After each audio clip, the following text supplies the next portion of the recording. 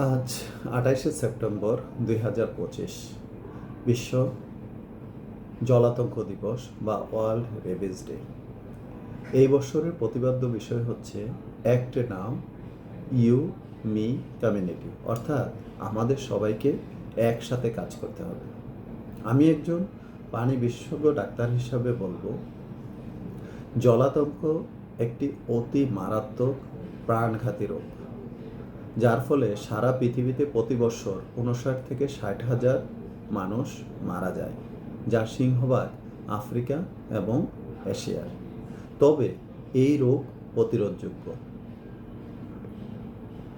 আমরা আমাদের পোষা প্রাণী, বিশেষত কুকুর এবং বিড়ালকে নিয়মিত টিকা প্রদানের মাধ্যমে এই রোগ প্রতিরোধ করতে পারি এবং আমাদের পোষা প্রাণী কুকুর এবং বিড়ালকে অপরিচিত প্রাণী থেকে দূরে রাখার মাধ্যমেও এই রোগ থেকে নিরাপদ রাখতে পারি।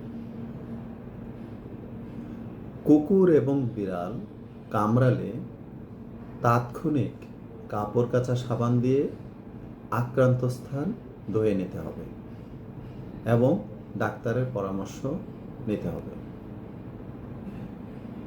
আসুন আমরা সচেতন হই এবং নিরাপদ জলাতঙ্ক মুক্ত বিশ্ব গড়ি। ধন্যবাদ।